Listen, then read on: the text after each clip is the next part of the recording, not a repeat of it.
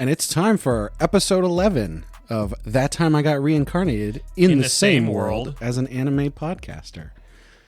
I'm your host, Isekai Sensei Sama, and as always, I'm joined in the Weeb Cabal by Kermit D. Grog, a.k.a. Andrew. Ahoy, hoy. And Bento Baggins, a.k.a. Ben. Yasashibori. Hope everybody's doing good today. Guys, episode 11, we're almost at a year, and we're going to do it. We're going to reach our goal of having no comments for an entire year. Good. If anyone ruins that, there will be hell to pay. Terrible. How am I supposed to make my thing not living in secret peace, unaffected by outside comments? Well, in case you are listening to this for the first time, we're some friends who like to watch anime together, and we decided that our normal conversations about anime and manga and all the culture around those, we should do a podcast about it. So that's what we're doing. We hope you enjoy, but don't leave a comment. Before we jump into everything today, got a couple news items for you. Actually, quite a few news items here. Big news week. October is going to be a big month. People talk about big anime release seasons because it's seasonal. This is the biggest one that I can remember in recent memory. So we're going to start it off October 1st, which is 2 days from now from recording. So this stuff might already be out by the time you listen to this. October 1st, we got Spy Family season 1 part 2. Whatever these mean anymore, who knows? Yeah, we're very much looking forward to that. Spy Family, maybe one of the top 3 anime of all time. A constant delight of my week every time we watched it, and I was so sad when it was gone. And now, with more anime coming back that I'm caught up on the manga, I want it back in my life.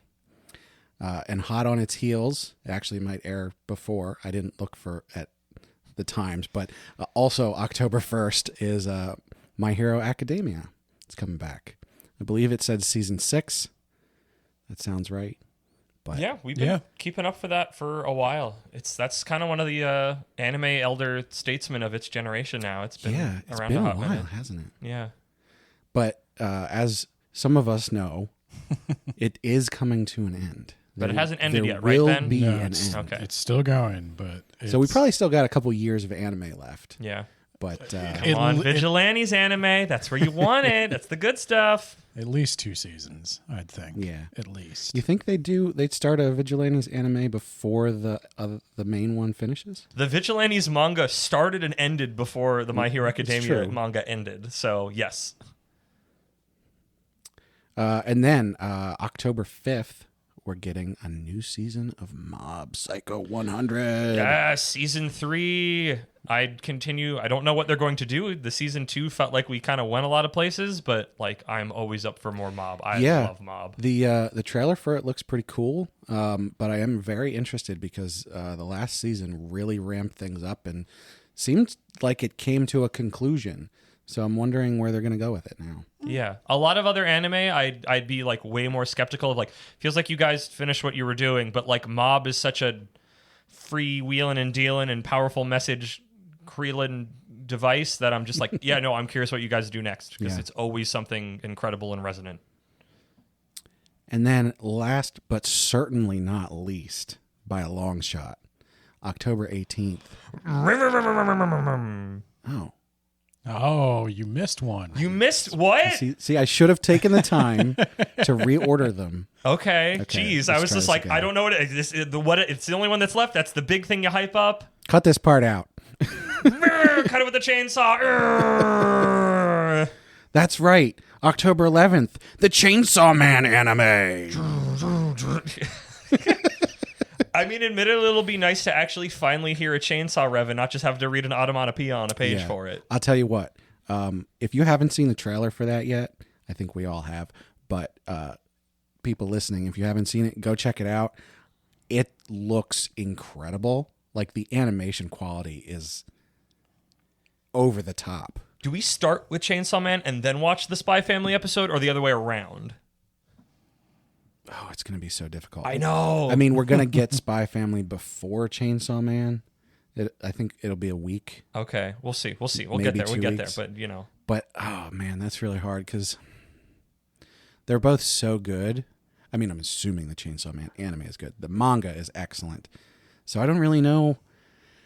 We're gonna have so much good stuff to watch in October. It's like, how do we choose which goes first? I which feel goes like you do last? the intensity of Chainsaw Man first, and then you kind of cool down with Spy Family. Maybe cool down's maybe not the right phrase, but like get a little less bleak, maybe You relax. a little more fun. A little more. You remember there is chill. joy in the world. Yeah. With Spy Family. And so, last but certainly not least, by a long shot, October 18th, Volume 6 of Frieren Beyond Journey's End. Oh, that was what you were.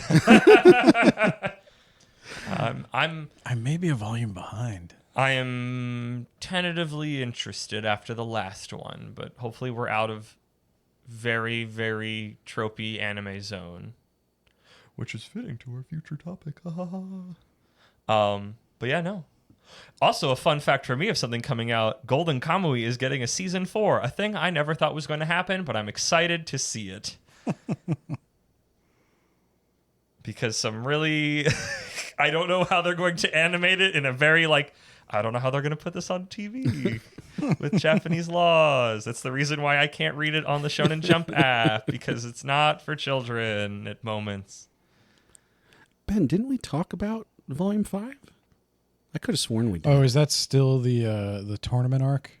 Yeah. Yeah. Oh, okay. Then yeah, I'm up on that. Frieren, that is. Not, Yeah, fair. not Golden Kamuy. Not Golden Kamui.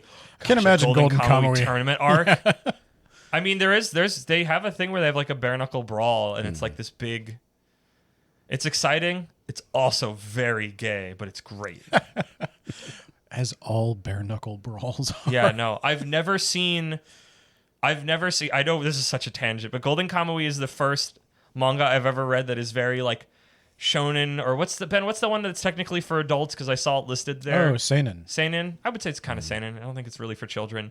Where it's just like there are women in it and they're fine, but like the ogling eye is on the men, and it's like, this is a new experience. I've never had that just happen in just like a quote unquote normal thing that wasn't specifically like JoJo? erotic or Well, pornographic. JoJo, the Steel Ball Run marked JoJo's transition from Shonen Jump to the monthly one for an older audience. Would not be It took that surprised. long? Yeah. Jeez. Like, okay, because, like, okay, still this tangent. Like, JoJo, like, they are hunks, but I never get, like, there's never, like, this is a gaze. And it's like, there's some shots with those guys where it's like, we are gazing at some hunks, let me I'll tell tell you what. If that's what you're into, manhwa. Yeah. No, I'm good. It's more of like a, wow, this is really novel. I've never come across this in my normal, anime manga consumption. Well, if you are interested in it, you should definitely check out Heroin Addiction. Yeah, no, I keep up with it. Maybe the listener, I was about to say the viewer, Yeah. the viewer with your ears should also check out Heroin Addiction if you're into maybe something off your normal beaten path, or maybe right up your alley. I don't know. I don't know what you read or watch. I'll tell you what, Not your dad. I did not realize that I would be into that until I got into the villainous manga, and then I went over there and started reading a couple of them, and I was like, oh damn, this shit is fire. This is my new thing.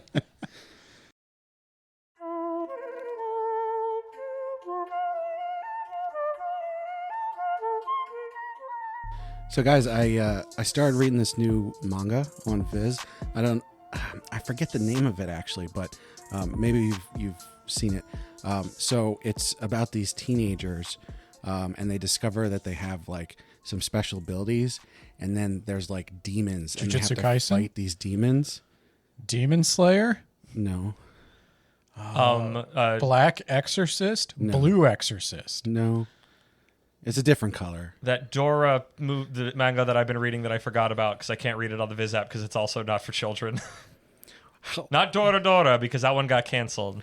Wait a minute. So you're telling me that there's that many different manga that all have the same premise Happening at the same time.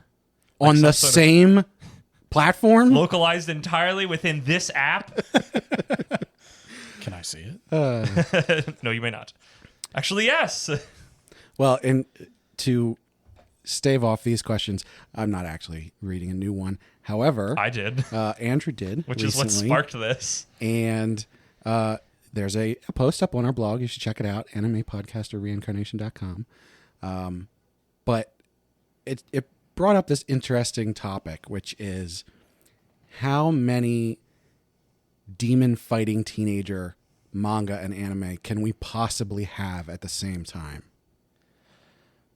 I mean, an infinite number of them, I guess. Maybe not infinite, monkeys at typewriters and whatnot, but... Inuyasha, Yu Yu Hakusho. Yeah. It's been going for a long... And I don't know, maybe it's always been going and I'm just in the zeitgeist now, but the idea was like, I read, it's been a couple weeks now, and I just could not keep reading it even out of spite, because I was just like, this is just so rote. But it was, what is it? It's like Demon Princess Tokyo Bride. It had a very... isekai name or a light novel namer, which just said exactly what it was on the tin with no creativity whatsoever, not even a character's name, just like, here's the situation. And just read the first chapter because I'd like opened up the Viz app and I'm like, oh, there's a new manga. I'm going to check it out so I can write a thing and be like Ben, who writes these really great opening reviews. I love this. And then just hated it. Thought it was just so tropey and like everything's been done and not clear, like just so by the numbers. Mm-hmm. And I'm like, okay, because anytime I have like an intense reaction to media like that, it's like I need to see what the people are saying because I need to know if I'm crazy or not. And like a bunch of people are like, this is amazing, this is great, like I love this, I want to see where this goes. And it's just like, am I going crazy? And then I have to remember, which I have to remember with some of my other anime friends, it's like, I'm kind of an anime manga, like I'm becoming an elder statesman. Like I've been around enough that I've seen these things come around. I've seen these tropes and I've seen them done. You're also way more picky than a lot of people. True. I was there 3,000 years ago when Tenchi Muyo. Well, no, it's like now when you talk about Dragon Ball, people are like, oh, Dragon Ball, old man. Like, but it's the... Naruto's so much better. No, that happened to me. That actually Those are happened both to me. Still coming out today. But it's that idea of just like, if it's your first time running into a trope, it's fresh. Mm-hmm. But when it's not, you're just tired of it because it's just because you don't know I mean, obviously the things that we probably loved were stolen from other things older than those things, and we didn't know. But like, that's the heart of this, is this idea of just like your appreciation or opinion of something is shaped so much by what you've already seen. And if you somehow get to something and it's your first taste of it and everybody's like, oh yeah, this is the most tropey thing. But if it's fresh to you, it instantly shoots up your list because you're like, wow, this is amazing. Because it's all these tropes just like honed to their point. I think there's two sides to this. And I think it might be a 50-50, although I'm leaning towards maybe 80-20 in your favor. So the one side being you're too picky. Yeah. As no. Isekai Sensei-sama, who reads hundreds and hundreds and hundreds. Absolutely not picky. And hundreds. Whatever the opposite of pickiness is. And hundreds. And hundreds. And hundreds. And hundreds of different series. Half of which are the exact same thing. There's definitely a level of trope that you just go, this is what I'm into. On the other hand, I do agree, even looking at the stuff that I read and enjoy, that there's just way too much of the same thing. When I can read 3 separate series that are in every way but the art style identical, sometimes not even the art style, there's too much of it. I'll still read them, but there's a thing I've noticed as I get older. You seek out new things when you're young because everything is new. So you're always chasing like a fresh new experience. And then as you get older, you've found a lot of things that you like, and you kind of have to make a choice now. Do I spend my limited time seeking a new thing, or do I stick with what's comfortable? And I kind of have an isekai thing, I guess, in like cheesy horror movies. Yeah. Like I could watch any like 60s, 70s drive-in horror movie. They're all the same. They're all terrible. I could write it like from scene 1. I could just write the rest of the movie. But I find that vibe comfortable. comforting. Yeah. I want to add that because I feel like that's a little bit more of a Yeah. I think good way to put it. I think you're spot on, because there's this thing with the isekai stuff that I like, where I go, I want to read new ones that are doing something different, but I also still want it to be an isekai with medieval fantasy bullshit in it, because it's like you want both. You want something new, you want the variety, but you also want that nostalgia and comfortability. It's the familiarity. I mean, Yeah. we opened on this with the whole like teenagers fighting demons is like freaking everywhere. Like I want a good chunk of the like shonen ones that are in Shonen Jump right now are that or have failed out or something. And it's like I love some of those. I love Jujutsu Kaisen. I remember the Demon name. I Slayer. love Dawn to Dawn. Demon Slayer is pretty cool. Like because that one's got a little bit like not modern teen thing. Yeah. But I like there is a certain But amount that's of it. That's exactly it, isn't it? Is that you're taking the trope and you're applying it in different ways, but all of the well, that one's more of a pieces are still there. genre than a trope. There was other tropiness to Tokyo Demon Bride Princess.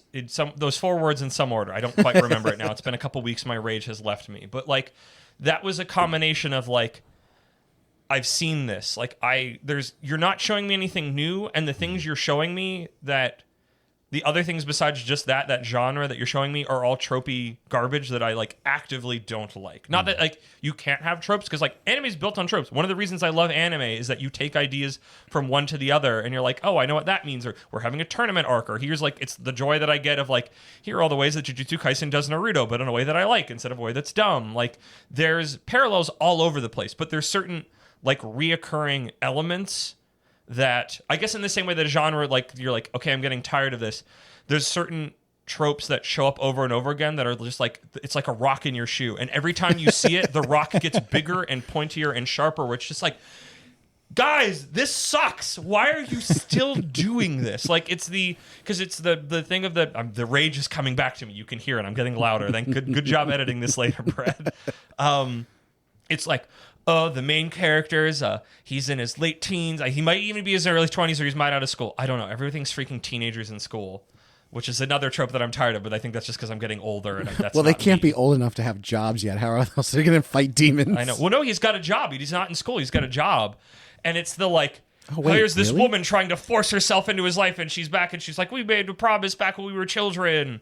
And he's like, okay, I guess, but please leave. Like, and he's just a bored. He's just like, I don't like you, please leave. And there's like no charisma, there's no chemistry, and it's like, why would I want to spend time with somebody who was just a lame downer, who specifically was about like being as like, oh, I guess she's like just the most teenage angsty possible. And while the girl's like, wah, and like all this action, it's like, I'm going to show you the secret power I have, and here's all the ways I can be good to you, master. And it's like, I'm not a child. I don't want to read this anymore. Why is this here? Because there's other things that like are in Shonen Jump that I love that aren't like that. Those pop up occasionally, but aren't just like, did you just like look up a book of tropes and like genre things and just stick to it to the letter and had no original thought? Like, and I guess that's my rage is coming. I'm going to slow down. So yeah, so it's basically, I feel like some of it is like when you see a bunch of genres and over again, and some of it is tropes, and some of it's just like, I'm tired of this, and some of this is like, I'm so done with this because I've seen it a bunch. It's like if freaking Grape Kid from My Hero Academia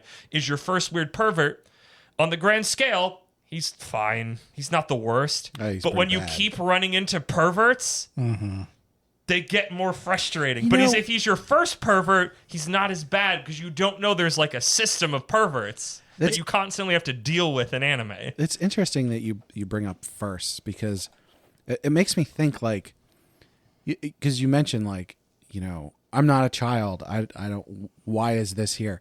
I wonder if there's something about it where, because people are first getting into things, like there's people today, right now as we're recording this, who are reading a manga for the first time, and it makes me wonder if this genre bloat that we see sort of takes off from the fact that anime and manga is becoming more and more popular every single year, becoming more and more Everywhere. mainstream.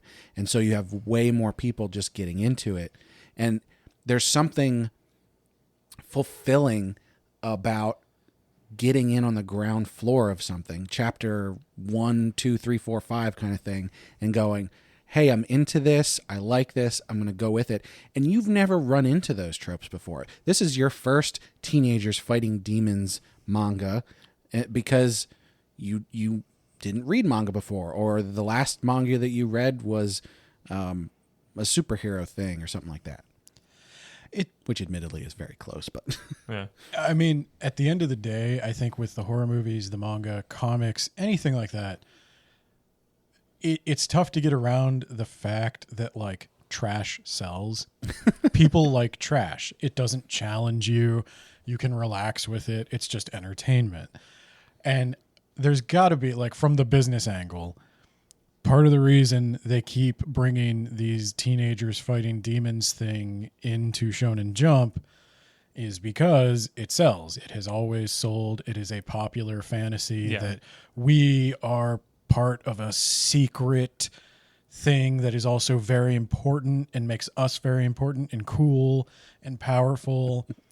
And by the way, get that out of your system now because those high school entrance exams are coming up. And once you're in there, you're a salaryman and your life is over. Yep. And it's the same with, like, I'll throw out there another non-anime example of like Twilight or something, where Twilight is trashy. There's a million things wrong with it from like a moral perspective. And you can forgive it once because it's your trash. It hit you at the right time. And you're speaking from experience. I am speaking from experience. I do like Twilight. It's very new metal. It's the new metal Interview with a Vampire. And I like it. Hey, Interview with a Vampire still holds up. Yeah, this is just the new metal version of it. Well, and they're remaking Interview with a Vampire again. Oh, really? Yeah, there's a new show coming out. I'm presumably with Tom Cruise. No. It should. They No. should. It should just be Tom Cruise and Brad Pitt again. No.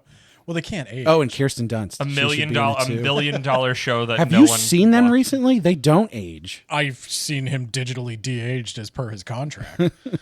No, He's a little pixie man. I on one hand, I want to say, like, I think of all the things that are like ripoffs of Dragon Ball Z, and I'll say Dragon Ball Z because that was my first shonen battler. Like One Piece, I think Oda would even say he owes a lot to Toriyama. Some of his style is even similar to Toriyama. Like Luffy is kind of a Monkey King type character. Now, Toriyama didn't... Literally is named Monkey. Yeah, Toriyama didn't invent the Monkey King, but there is always kind of a Monkey King. There's always this wacky, strong guy that likes to fight who has a heart of gold. That's always going to be a thing that sells. So, like, I don't begrudge the One Piece kids their Monkey King. Like, I think you need to make some minor tweaks, but other than that, the story's perfectly serviceable. You just need to make it new for a new generation. Do you know how old One Piece is? I do, yes. But it's also probably going to be wrapping up eventually. I thought you were going to say soon, but eventually was even funnier. I was going to say Oda is going to crumble into dust at some point. We are supposedly moving into the last arc. We literally just started. So only 10 more years. Arc. Yeah. I was going to say 5 years, realistically. I could Probably see 5. Dressrosa Yeah. was, 3 years? Oh, my God. Yeah. But then there is the Tenchi Muyo thing, where it's like, I didn't hate Tenchi Muyo when it was on Toonami, but again, there were only 4 anime I could watch at that point because that's how long the Toonami block lasted. And if you didn't want to watch it on Toonami, then you had to go to the video store and pay like $20 for 4 episodes on VHS or DVD. And so you learn to like things that you wouldn't otherwise like. And now it's like $60 today. now as an adult, I think Tenchi Muyo is kind of cringy.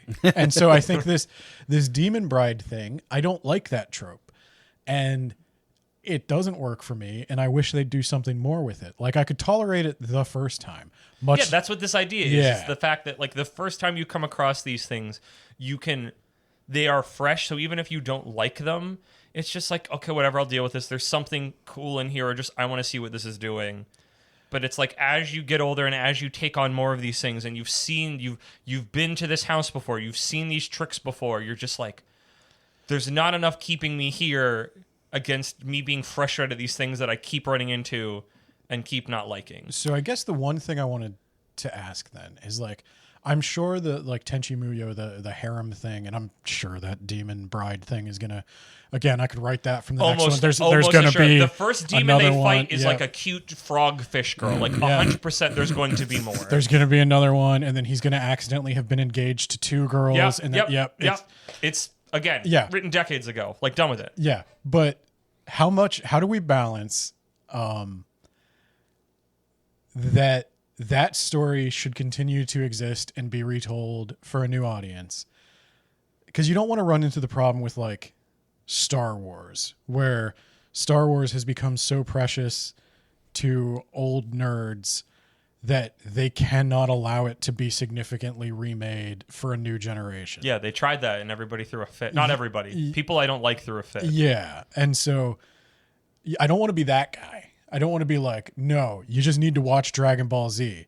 It's peak. It's as good as it gets. Because it's not. No. It's not. No. And you do need to update that story and go ahead and make one that's very, very similar. But at the same time, I would like to see innovation. I like my trashy horror movies, but I also like when there's a really artsy horror movie that does something challenging and new. There's something really strange going on here because, okay, I have a couple different thoughts. Okay. Before I lose this one, because this is probably the least important one, is, you talk about, you can't remake Star Wars, right? Because you can, but... Right, you don't want to piss off the old nerds. You should, though. To which I say, like, if they make new Star Wars, the old Star Wars still exists. That's where I am with this. I don't care if Shonen... There will come a point, though, where I do stop reading Shonen Jump. But then again, it is marketed to 14-year-old boys. Yeah. Which I am growing further and further from. And so, I think that's that's sort of the other point, which is, how do we draw a line between, like, this is something that's just objectively not good, and it's not good because of the overuse of these tropes and stuff, versus this just isn't for me. Some of these tropes always sucked. The pervert character always sucked. It was always bad. But those teenage boys need to be able to put themselves in someone's shoes. If they find themselves relating too hard to that grape guy, they should seek help. You don't need an insert to do that. If there's already, the cheesecake is already happening, it will be ogled by the reader. You don't need an insert for that, making me feel worse about it. I think something hit me because we're talking about like not the, it's like it's the new generation's thing. I'm getting older. This isn't my thing. And the metaphor, the comparison that hit me, which I don't know if it will resonate with either of you two, so this might be really specific, is when anytime there was a new character announced back in the day for Smash Brothers, where it's like somebody is going to fill this spot, I want it to be somebody that I like. And anytime somebody that I did not like showed up or did not care about or was like, this is an Echo Fighter, it's frustrating because there's this feeling of, because this is specifically shown in Jump. From Fire Emblem. 6, you're funny. 6 is a low number to how many there are now. It's like literally I remember one day before there was a Nintendo Direct about that where I'm like, I hope it's not a sword user and I hope it's not a Fire Emblem character. And it was both of those things. And I wanted to strangle my friend. But I think it's with Jump specifically. Because if it's just a manga I don't care about, I just won't look at it. But it's this concept of like, Jump has some of my favorite things going on. It's a way of giving me new things. We got Akane Banashi earlier this year, and I love that freaking manga to death. And it's this idea of like, hey, here's this new one. It's that sense of excitement. And then it's just like, oh, this is what it is. This reheated piece of meat that's been going around. This is the hot dog that's been stuck on the freaking little heater thing at the gas station for years now. Well, and I think instead of this slot for something cool and new and exciting to happen. But that's it. That's the slot. Like, it's the idea of the slot. This is why we now shifted to the Smash Brothers conversation. Right. Is this taking up a thing? Technically, the answer is no. Because if you that's think not what about it feels like. You go back to like the Toonami thing, where you only had 4 slots for Toonami. You only had so much shelf space at the video store, but like we live in an age where everything's digital and you can have as much of anything, and it comes down to, is someone going to publish it or not? Yeah, I was going to say, you can have Shonen Jump can run digitally as many properties as they want, but at the end of the day, there is still a limited marketing budget. They can only push so many. They can only support Right. so many creators. And there is a business side to this of it. Shonen Jump was never in the business of being the cool underground experimental magazine. Shonen Jump is like cold hard cash. We need our battler. We need our kids fighting demons. We need our comedy series. We need the romance series. Yeah.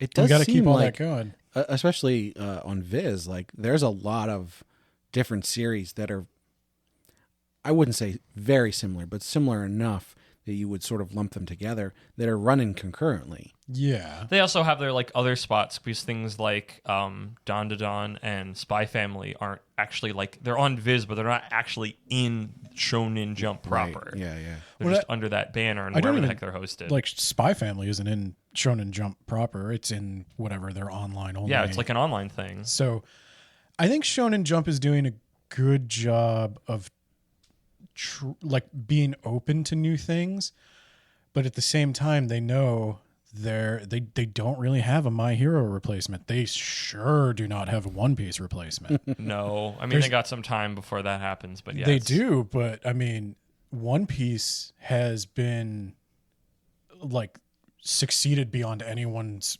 imagining. It is like sold more copies than Batman, will likely sell more copies than Superman.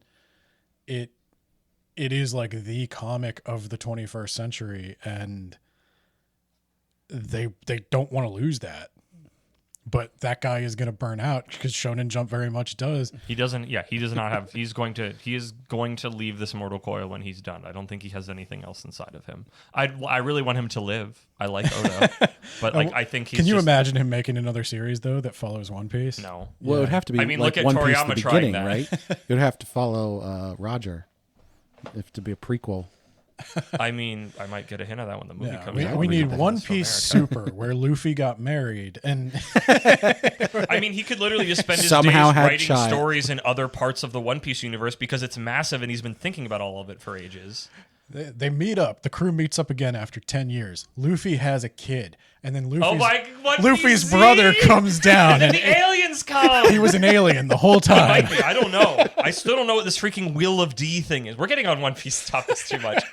I think it's because you said it's because like that's the thing of like Shonen Jump, and it's like it's not the experimental place, and I think it's I'm trying to remember. It's like this. Is it Skinner Box where it's like the rat pushes on the thing, and sometimes it gets a treat, and sometimes it Yes, doesn't. That's exactly what. Like that is. Jump in the past and technically currently has brought me great joy.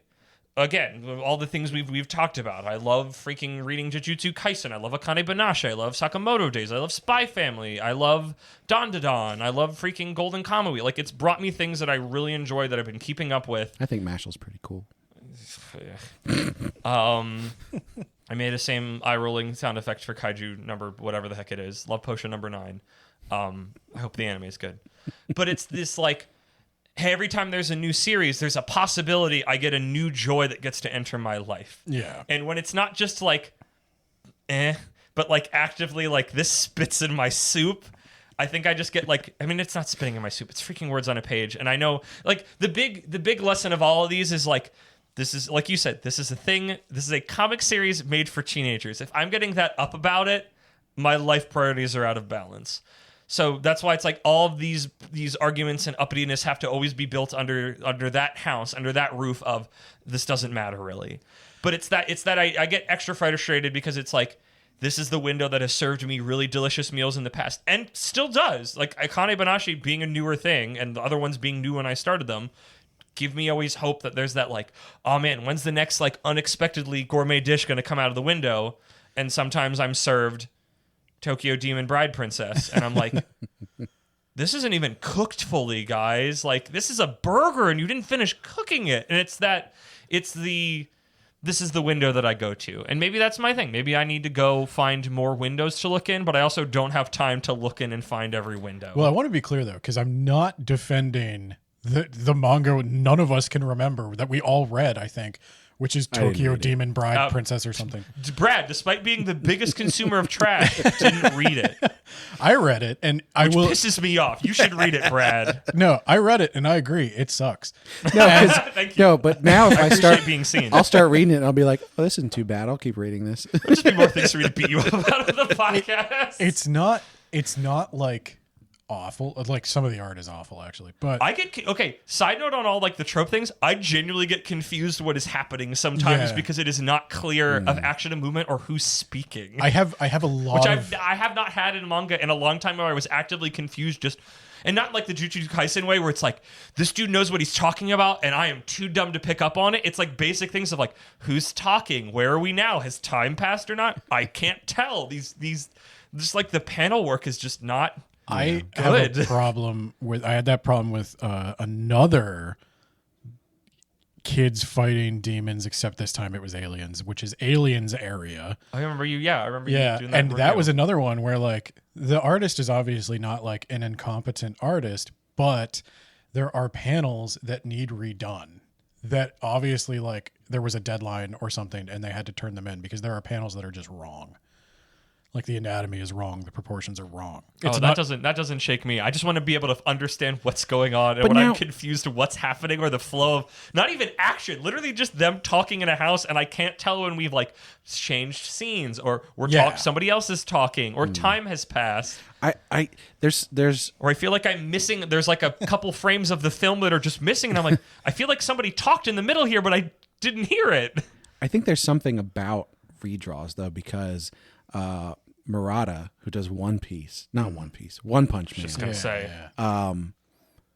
will post about how like, oh, today's the redraw day, and he redraws like certain panels. So I think there is time for that. So if you're looking at something that's in Shonen Jump already, then that to me says that someone didn't care. Every Shonen Jump, I'm sympathetic to it because every Shonen Jump first issue is 50 pages. As opposed to like the 15 pages. yeah, it that gives a normal you weekly get like a chapter is. big. You get the let's set everything up. We don't have to wait for another week, another chapter. It's just here is my pitch. So I don't know how much time they're given between the like, hey, congratulations, you're in Shonen Jump. I need it on my desk next week. Yeah. I could see that happening, and I'm not going to fault the artist for that. But the big problem was it's not specifically that I hate seeing the tropes done over and over again, but I can tell you right now that I know most people in Shonen Jump want to be long-running series. Like each of these series is trying to pitch itself to you as something you're going to read every week for possibly years. And they're doing it with absolutely no soul, no artistic merit. It's just like, it's like an AI arranging the tropes. And so that is like, Don't say that because that's going to start happening. well, soon. it's AI, what you're going to read so much AI written isekai, Brad. Don't tell me otherwise. it's what an editor is doing. I An wonder if editor I could is do like, that now. I could probably write my own, you or could. rather, prompt an AI to write it for me. Yeah, you could probably write one. I mean, we could collectively sit down. Maybe sometime we'll just sit down and like bullshit out an isekai. that time I got concept. reincarnated as a isekai writing AI. Oh my God. What if that happens to me? You're preparing for Is it that a now. punishment or a reward? If all I get to do is write trashy isekai, that is a punishment. Okay. If there's Yeah, other perks, he's got to Trashy. read some at some point. yeah, if there's other perks, then it's this. Okay. But like, I think my problem is with the Tokyo Demon Bride, whatever. It's a trope that was never good, much like with the pervert. It's a trope that character. we never liked. I mean, it was never good. Like, I'll even admit my trashy like some horror of it. movies, a lot of them are never good. If you're relying super heavily on like gore and jump scares, Oh, good versus do we like it? Okay, Yeah. No, it's not good. it was never good. But they're zeros. They're not negative tens. And now you're coming in here, and what are you bringing to the table? Like, some of these tropes do need to die. And in my opinion, one that we could stand to lose, a big one, is the pervert trope. Like the Master Roshi, the little guy with the, I don't know his name, the grape guy from Grape Cry, Minata. Minata, Yeah. Minata, yeah. Sanji. Minata. If Do do. I hate Minata so much that if I bought the comics, I would erase him from them. Who's the pervert in Naruto? Naruto's a pervert. Jiraiya's his teacher's a pervert. Jiraiya Kakashi's technically definitely a pervert. is. Kakashi sort But none of of the kids is. are like Grape Kid, right? Naruto is not really, but he leans into it with sexy jutsu. there's no like actual. I mean, it's been a while since I've done One Piece. It's been a while since I've done Naruto, so maybe I'm just forgetting the like. Yeah. Here's the pervert in the Master Roshi, Grape Kid, other ones that I can't think of, but I know I've experienced. But I think, like, if you're talking about the shonen battler, the guy who loves to fight trope, the big energy battles, I love those. That's a trope that I love, even though they're overdone. Dragon Ball Z did that with like a wacky sci-fi twist. Naruto brought in kind of like a weird emotional honesty to the genre, where like Naruto is like a sad boy.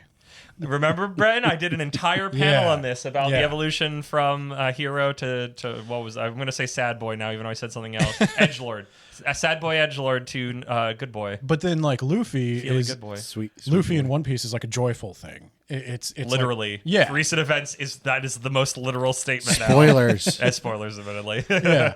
But I would describe it that way even before that. Because that's what Luffy is. Yeah. He's there to have fun. He evaluates people solely based on their like. Did he plan that the whole time? He's a hero. He's a hero from a bygone era in a universe that is the other two tropes. It is both. One Piece is both edgy and good boy.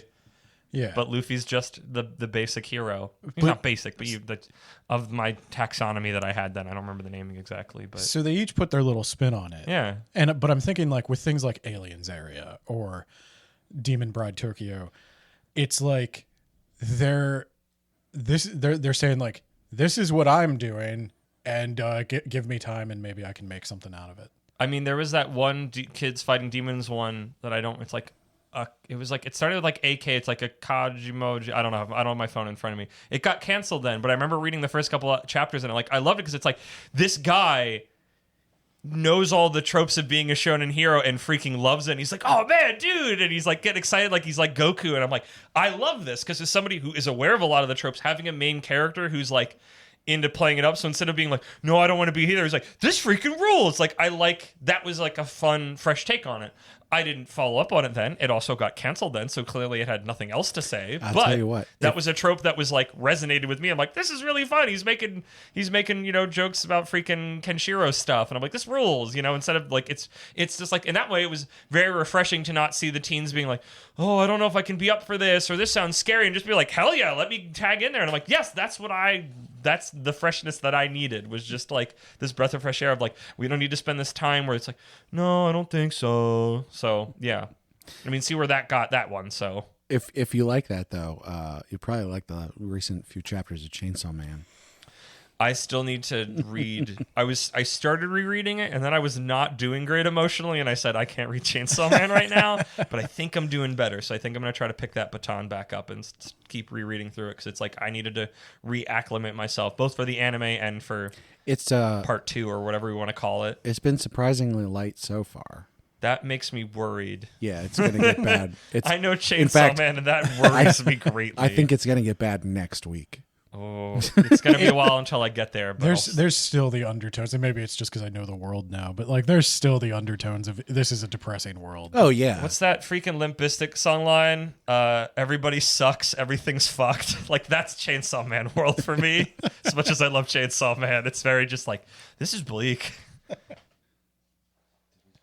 Do we have a closing? I guess here. Let's try to bring this home. What do we want them to do, I guess, is the thing. Or like, is it we go our own way, or should they It's meet always us? the same thing, which is like We can't control the corporation, so I have to choose something else. it's like consume things objectively, but like do what you want because it's ultimately entertainment for your enjoyment. Be frustrated, have feelings and opinions about things. I guess it's like here's my last little tag denouement conversation starter.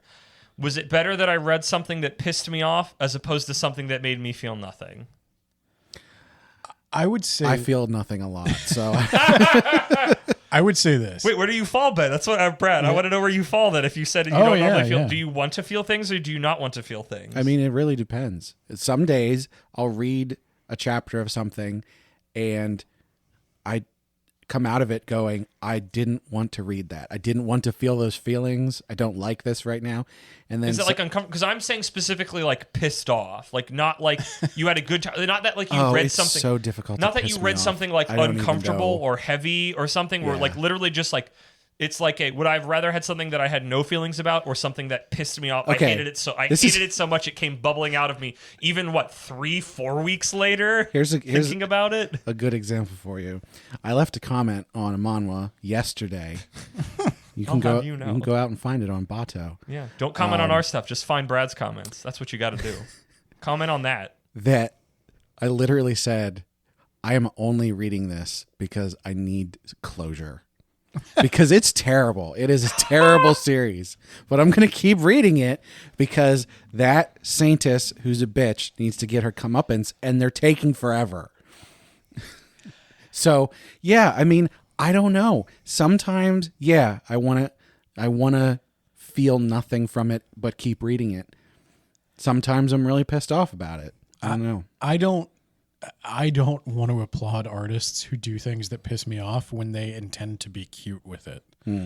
Like that, as much as I like My Hero Academia, that Mineta character, he should die, like in a fire. There's a lot of people that die in fires in My Hero Academia. There's a lot of people who control fire. And every time it's not him, I'm angry. Just smother him in his sleep. Like, no, I mean, he should die. That's how much I hate him, and that's not his intention. He likes that character. That character's meant to have some redeeming quality, and he doesn't. It's not enough. So in that case, I think it's a failure. But when it comes to like what I want Shonen Jump to do, when you're consuming something new. By the way, can I just say that might be your strongest opinion I've ever heard. yeah, Applaud. but Except for your opinion on Ernest Klein. I do have a lot of opinions on Ernest Klein. I also have a lot of opinion on fan translation notes, but I want them to give the kids battling demons thing some breathing room, because like with horror had a crash. The whole like drive-in horror scene that I love, it died. It lost to the thriller, the serial killer, the crime thing. Is a crash required then? Does something have? I think the bubble have if to it goes burst? up, it must come down. I think it is bursting. I think after One Piece, after Jujutsu Kaisen, after My Hero Academia, I don't know what replaces those. Nothing it's is like sticking. Demon Slayer's done. Nothing is sticking. All of these are getting, they're failing. They're not catching the generation that's coming up right now. Because like what's catching the generation coming up right now is still One Piece. Spy Family. I mean, Spy Family's popular, I think, with an older crowd. Yeah, I guess that's.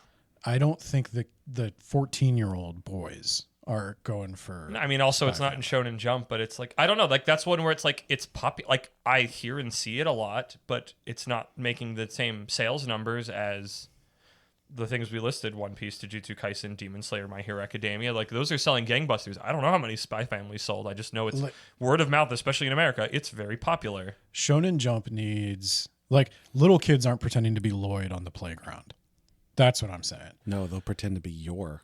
they're not. I think they pretend to be the adults. I don't think they're into like the waifu family fantasy. I think they want to be Luffy still. No, she's a kick-ass assassin. And he's like a cool spy. And you ever play spies when you were a kid? I don't know if I ever played spies when I was a kid, but like that's a thing that kids do, right? They play cool. Like he's a cool super spy and he fights things. And they haven't seen him play tennis yet, but one day they'll see him play tennis, and it's gonna be a great episode. Oh, I hope that's in this. Is that this season? I sure hope so. Maybe. Gosh, tennis. I love It's that gonna be the we keep best. talking. Like if you've never read Spy Family, like every time it comes up, we talk about the tennis arc, and just so jazzed about it. But I would say like when they had Dragon Ball, Akira Toriyama became he did all the Dragon Quest, which are also the biggest, most selling games of. Yes, disgustingly so. I hate them. Yeah.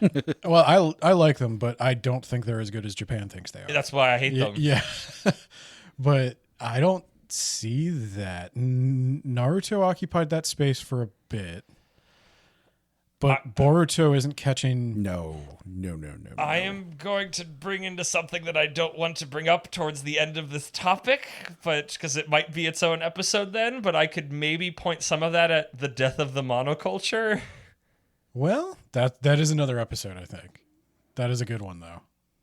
Stay tuned for year 2 of that time I got reincarnated in the same world as an anime podcaster.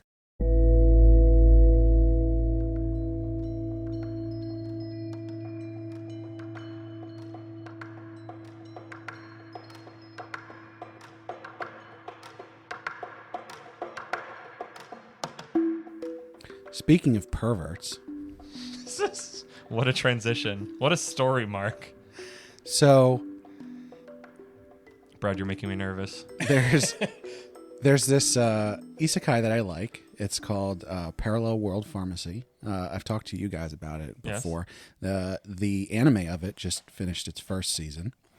It's about a medical researcher who's like, a genius. He gets reincarnated into another world, and he has all his medical knowledge, but he also gets the blessing of the god of pharmacology in this other world.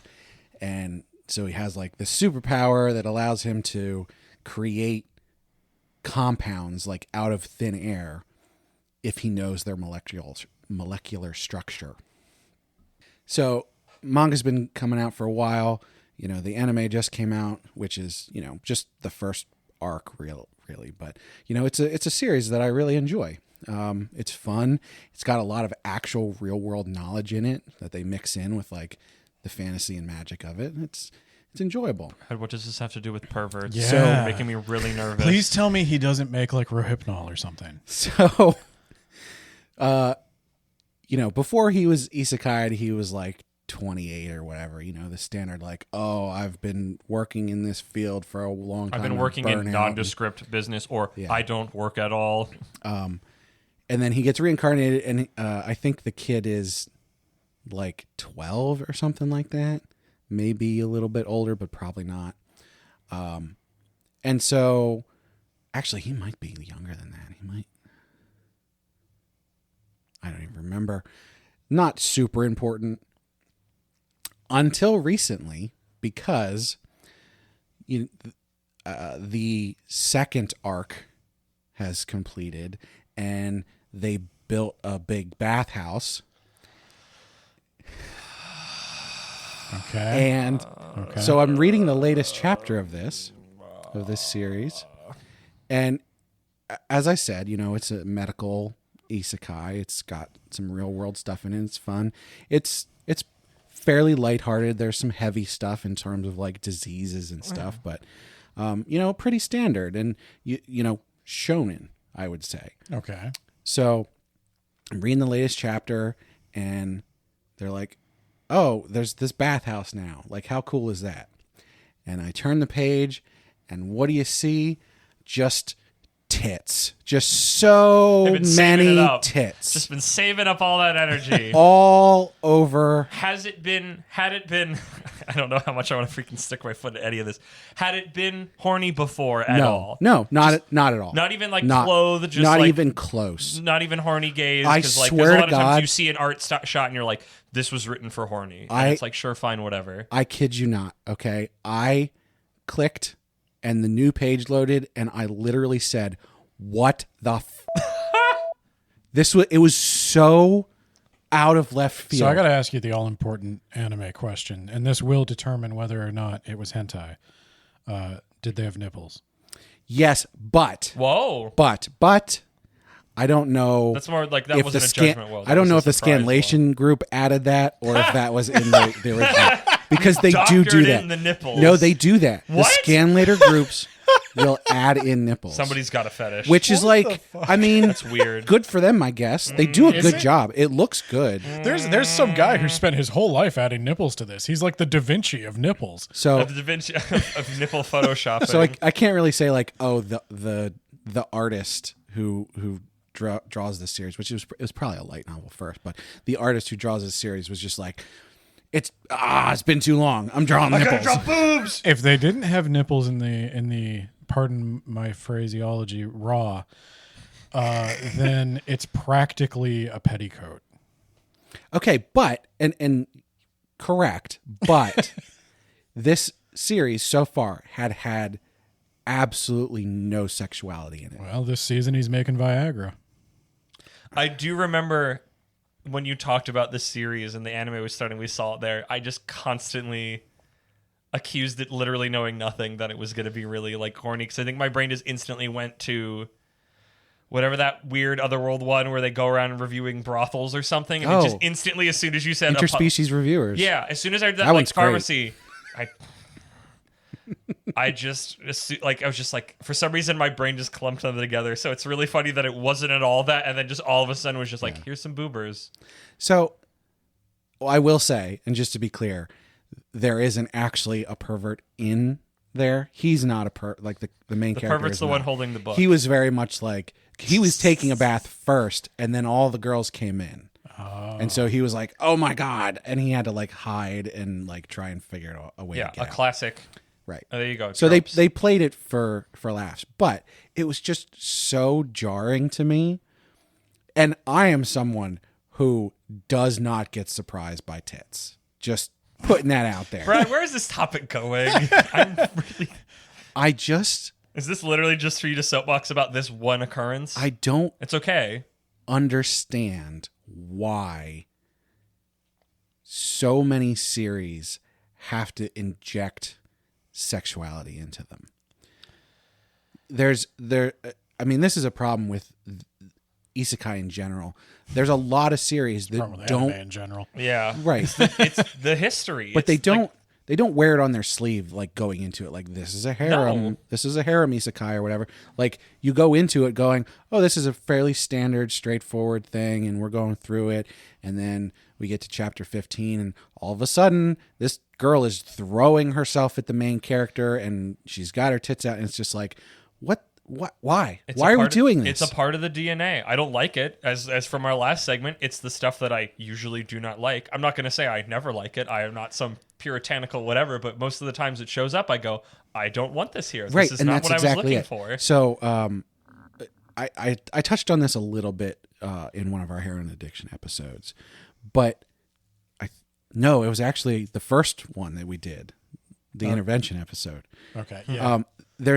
There's so many times where, you know, if I sign up for it at the beginning of like, this is a harem anime, when the tits show up, I'm like, okay, whatever. Yeah. Like, I signed up for that at the beginning. It's not necessarily what I want out of this, but like, I get it. It makes sense. This is part of the ride that I am here for. But I made sure I was alone in the house. Nobody's going to, like, I'm not going to have a heart attack and die watching this. I came to this partly for this. This is why I am here. Yeah. But there's so many where they just inject it and it's just like, oh, here's the fan service part. Oh, look how hot. Oh. No, yep. And agree. I don't get it. And this is what I said on that episode, which is like, I am an adult. If I want to see naked breasts, I will go and look for naked breasts. You are not a 14-year-old boy anymore. Yeah, I think that's probably the main... Do 14-year-old boys have a hard time seeing naked breasts these days? No, but it's nice to see them. No, but a 14-year-old boy wants to see every breast naked. Or just sexual shots. If it's a attractive youngish woman he's been spending a lot of time with, he would not be disappointed if he knew. I mean, there was manga I read probably when I was a kid, whether I understood that was the reason why I was reading it or not, that I probably kept up with partially because of the cheesecake in it. I would be lying if I said otherwise. I'm also somebody that now is like, as I got older, I usually, as you said, do not like it when it shows up unexpectedly. And I feel like also usually because so many anime seem to cover younger people, especially students, I feel extra icky about it. Bro. But just in general, it's just like, I'm like, I know Konosuba is like kind of a weird situation where it's just like you're going along and it's just like, here's an aqua panty shot. I'm like, I didn't ask for this. I don't want this. I think Konosuba tries to do that for laughs I think is a lot little of times, bit. but I think Konosuba is a little a smidgen self-aware because it's. I mean, that's like because it's the thing of like. To our segment 1 with Ben with your schlocky horror movies. It's like when I'm signing up for a B movie, go for it. I don't remember if I've referenced it on the podcast, but like there is a furry, horny battler called Killing Bites that I adore. It is trashy. It is fighty. There's boobers and whatnot everywhere. It is just incredibly horny at times. Boopers. And I signed up for it, and I have a great time with it because I know that's what I'm going there partially, not entirely because of that, but that's like partially why I am there. And that's partially why I have a good time. But when it shows up in other things where I'm just like, I didn't ask for this. I don't want this here right now. I don't need this here right now. Please stop sexualizing young women. It makes me really uncomfortable when you do that. And that's exactly it. And I feel like... maybe that's the core of it, is usually these are children. Well... I don't want to see... It's... Because, okay, like when I'm a kid, I can laugh at the Dragon Ball bit where it's like, Goku's like, oh, you're a boy or you're a girl. And he essentially molests somebody. But now reading it now, it's just like, I can't... jump through the mental gymnastics to make this. Like, I get it. I'm not going to come down on it super hard, but like, I personally can't do this anymore. When you're a kid, so when I was a kid, young, like probably 10, I had watched Dragon Ball Z on Fox Kids. That's how Dragon Ball Z was on Fox Kids? That's how long ago this was. I didn't even know about that. And Fox Kids existed back then. Yeah. And the Fox box. I was savvy enough at the time to be like into ROMs and emulators. And I downloaded a fan translation of a Dragon Ball RPG. I had not known anything about Dragon Ball. And I started playing the Dragon Ball RPG and I got to that scene with Goku and Bulma and I was like, that's weird. And then I got to the scene with Master Roshi and Bulma, and I was like, "Oh, okay, somebody. This is like a fake game. There's no way they could have done that. There's no way an old man just coerced a 16-year-old girl into flashing." Yeah, like because when you're a kid, you don't understand that. You're just like, "This is weird," but whatever. And now as an adult, especially like way older than all of them, it's just like, this is really uncomfortable, guys. Like, I really wish you didn't do this. My point there's a lot is, of other fun things going on. I was a kid, and I still thought it was inappropriate. I don't remember how I felt watching or reading Dragon Ball when I was a kid, but I know other things I probably sailed over that I look back on now and I go, ooh. I definitely sailed over. Like, I have in my possession the complete series of Love Hina. I have wanted to get rid of it for years. I don't want it in my house. I don't burn it. I don't want it. I have not been able. I would love to see what a manga looks like burning. I have not been able to bring myself to throw it away or just destroy it because I don't. Let us know if you'd like to see that on our YouTube channel. I don't. I would love to watch a freaking manga book burn. I want to know what that looks like. I can't destroy books. That's a thing I have. But at the same time, a book burning kind of has a bad connotation to it. I will do it. Just the one, though. I'll give them to you if you want. I love setting stuff on. So yeah, me too, bud. You have a fire pit. I've gotten into ceremonially burning things, and it's really great. But no, I've come close. There's a bookstore around town that'll every Thursday they buy books, and I thought you were going to say they burn their books. no. Every Thursday they buy books, and they've been specifically looking for manga and graphic novels for their used section. And I keep wanting to bring that down, but I'm like, God, I have to show up in person. and somebody is going to see my face and see what I have. And I'm going to I can't tell them like, oh, I bought this when I was 14 and it's just followed me my entire life. But I'm 34 years old now almost. I had to think about that for a second. Yeah. And it's like, oh my God. But I mean, as bad as that is, you go into that series expecting that. But when you are younger, it is exciting, and I know it's the whole like here on the internet you can see it, but it's like it's some of it. It's part of a story that makes it like meaningful. Some of it though straddles the line. Oh, because definitely. Like I remember back in the day. In anime communities, there used to be a thing. It's like, well, oh, that's Japan. They're just a different culture. They have a different relationship with nudity. You say back in the day, people still wheel that out when it's like, she's a 1,000-year-old demon who just looks like a 6-year-old. Yeah. It's fine. It's part of their culture. And it's like, you know what the other part of their culture is? That's not cool. I don't care what your culture is. Please don't be a pedophile. The other part of their culture is filming filming genitals will get you literally put in jail by the morality police. They're a weird. Also, there's a morality police. Yeah, they're a weird place, and like, if you go there and you like talk to the women there, it's like, oh, it turns out no, the whole time they weren't cool with it. The whole time that was just what other lonely losers said. It's like, oh no, Japan's different. We don't want to have The only reason it exists in Japan is because they're too polite to say anything to the losers. Literally, I read an interview from the guy who wrote Love Hina where he said, Japan is not America. We don't want America's political correctness here. And I was like, Oh, just burn the books. It's not a problem, buddy. You don't even need to burn all of them. Just burn one of them. I just want to see one of them. The last one. The but middle then I don't one. have the complete set. That's Okay. almost worse. Okay, I didn't know. You just said you had it, and you had it for a while, bud. No, I know. I don't. If I give them away, whatever you do with them, I'm not responsible Brad, for. do you want to burn one of them? I will torch the shit out of I want those to see. books. Just let it slowly. The embers slowly eat it up. Wait, how many volumes are there? God, like 14. Oh, we can do it so many different ways. I'm excited. We need to make a yes. I'm in for this. You can take Chobits while you're at it. I got weird feelings about Chobits. It's very Ben. It is Why do you very have all freeing. of I like these? that this is like turning into like a secret Pyromaniacs podcast. It's very freeing to burn because it'll just be gone. Yeah. It's literally just in the ether. Have you guys ever read Chobits? I don't know Do what you know that anything is. about I've heard the name. I have That's not literally all consumed it on purpose. I know. What does that mean? So she's a humanoid computer, right? Guess where Do you the even know? You don't even know what it is. I don't know what Chobits Oh is. my I think God. I've literally just heard it talked about, but like I literally just all Yeah. that's stored in my knowledge is the name. You should probably describe it so no one has to look it up. Okay, so Chobits is a manga by Clamp, which is actually an all-female team, I believe. And it is about persicoms, which are person-shaped computers. Most of them are just semi-intelligent, but not actually artificially intelligent. Nervous. Yeah, no, I'm it- already very nervous. Nobody has sex with them in the book, if that makes it better. In the book.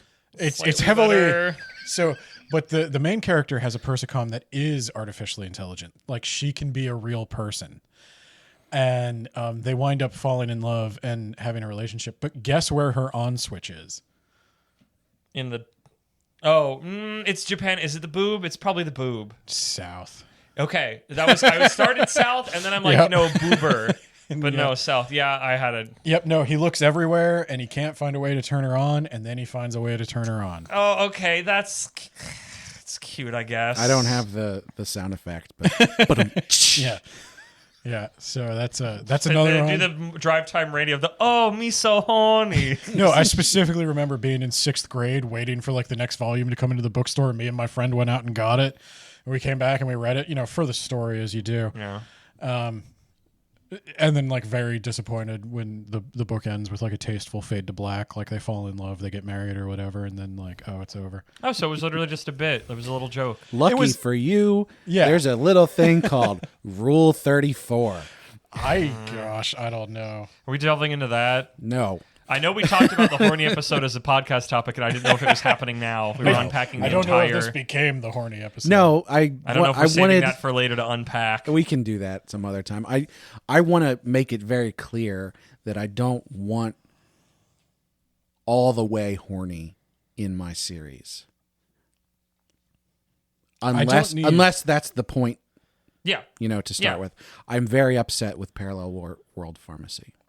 I think fan service. Especially because I think it's really good. Like, it was so good. And then just out of the blue, they're like, you wanted to see tits, right? It's like, no. Not even a If I beach wanted to see episode. tits, I would have looked up some tits. I was reading this series about awesome medical superpowers. Tits of characters you know. Yeah. Okay. Like, literally every single female character. No. It was egregious. I'm sure a bunch of people wanted that, but that's the thing, is like fan service is almost an insult to me. Like, were you assuming that I was being a pervert right now? Certainly an insult to me. Yeah. Because, look, if I wanted to see any of those women, I say women, there were girls there too, but I didn't want to see those. If I did want to see any of those women, if I wanted to see their tits, I would have looked it up. I'm sure The internet there would is provide. Rule 34 of it somewhere. I would have gone out and I would have looked for it if that's what I wanted. I didn't want that in my medical superpowers isekai.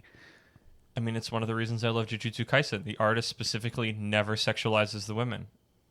Right. And if you And I want love I wanted the to sexuality of because those, of that, because they're like, and if that's what you want, you have to go out and look for it. yeah, Like yeah, a this is normal not- person. I think just to be clear, I think we're all on the same page as we are not kink shaming here. Oh no! This is not a no. kink-shaming I'm podcast. specifically saying go out and look for it. It's everywhere. You can find it so easily. I just don't need it here. I'm eating a sandwich. I don't need this right now. And like I'm shaming some kinks. I am not like, B18 and all that kind of shit. But like, I look at porn. I'm not ashamed to say that. Yeah, I've already said it on this podcast. I'll say it on the main show right here, right now. Literally a human being. Yeah, like there's nothing wrong with that. There's something wrong with certain kinds, but I mean that's some of what we're kind of doing about when we see it showing up in manga and anime. And again, there's nothing wrong if that's the point of the series. There's the anime is coming out of this soon. I'm blanking on the name, but the whole point is the guy Dungeon Harem. Harem's already the title. Dungeon Harem. Yeah, Like no, you said Dungeon, and I'm like, I don't know about this. And Harem came up, and like Gar just instantly, Right. Gar just came up and said, I don't think so. Harem is in the title, and so when I was reading that, and the first time the dog woman like takes her clothes off, I'm like, okay, that makes sense. That's the point of the series. It does what it says on the tin. Right. Yeah. I really thought you were going to say that's the point of the dog woman. I want to meet the. Well, that too. Is she cute? Like a puppy. I would. I can't recommend it to you because the dwarf girl is. Yeah, More of a halfling. we're not going to get into it. Oh, small. Yeah. We're getting into the danger zone. Yeah. Anyway, Please keep your horny out of spaces that you didn't tell me horny would be. I think Yes. that's the ending lesson of this. Yeah. I'm a doctor, not a pornman. I'm Dr. Pornman. I mean, I'm a pornman sometimes. PhD. Porn HD. It's got high to be definition. at specific times. Also, please The stop doing it porn. to teenagers. The and porn children. is for the porn room, Yes. and the doctor manga is for my learned study. Is that Sometimes what- I'm just eating a peanut butter and jelly sandwich. It does not need freaking spicy sauce on it. It's just a peanut butter and jelly sandwich. Sometimes a cigar is just a penis. Is that why Nate has so many rooms in his house? The fourth bedroom for the porn room. ブランのスポンサーでお送りします。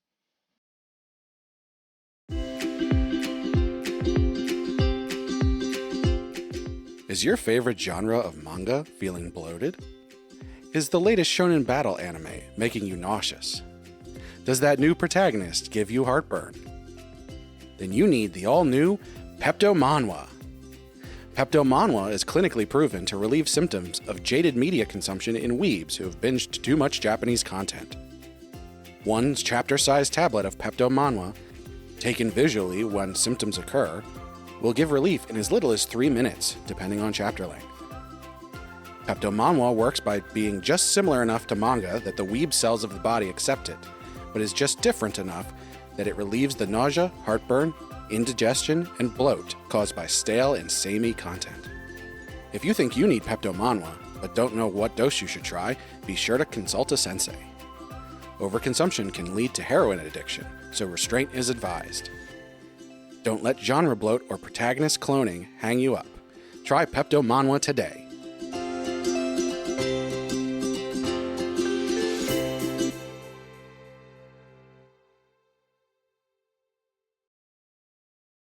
So, Andrew, last time we got sort of a cease and desist from the organization. Yeah, I was just going to say that. We didn't hear from Truckson. We didn't hear from Truckson. I was getting kind of worried about him then. But I see that you've got a letter there. Is it from Truckson? Judging by the opening of it, it looks like yes. It's the normal right. Truckson Okay. opener. So I hope he's okay. Let's. Well, why don't you give us a read and Okay. and we'll find out. We'll see if it's been a hot minute. Let's see if I still got the Truckson voice. Dear, that time I got reincarnated in the same world as an anime podcaster host, Brad, Ben, and Kermit. I hope my letter finds you well, gentlemen. Due to my taking a vacation to the beach last month, I was unable to send my usual letter in. Also had my 4 wheels of killing steel in the shop while I was gone. And would you believe it? The boys in maintenance, those cheeky gabagool, deleted last month's episode off my podcast player, so I wasn't able to listen to it. I'm sure nothing majorly important or dangerous occurred that would place any of us in any sort of employment or life-threatening peril. And because I'm feeling so confident, I'm going to fill you in on the history of this fine profession of mine. Now, we weren't always this massive, multifaceted corporation charged with cleaning the streets, metaphorically speaking, of course, as I'm sure you've seen my handiwork, of losers, neats, and shut-ins splattered across the pavement like a spaghetti dinner gone wrong. We used to use portals to transport people to another world. Ain't that funny? Murder isn't even a key concept of the isekai experience. It's just so known for it now as the chief method of transport. The organization would jump in just as someone who was about to die in some heroic fashion and whisk them away to, well, another world. These great, capable heroes on Earth would then act as fantasy heroes in these other worlds, helping defeat some great evil of the land with all the skills they already possessed. All of this helps keep the multiverse humming along like a Chevy fresh off the line. Somewhere along the way, the knuckleheads up top figured out how to give people incredible power, and we went from sending actual honest Akami champions to the cheaper, easier to get nobodies of today, roided up with whatever cheats the goddesses have on hand. Actually, my earlier point isn't entirely true. Most people go to another world. Some of us just get hired into the club like yours truly. But that is a story for another time. So this is me, your favorite driver, Truxan, signing off. So he's fine. He just went to the beach. Did Truxan just say he was isekai'd? Was he isekai'd as a Truxan? I don't. Who knows? Who are we? Well, who no. are we to say? It sounds like he what? Because if you need to get isekai'd, you need to go to another world. Yeah, we're gonna move on. Well, no. He sent this letter. He wants to be.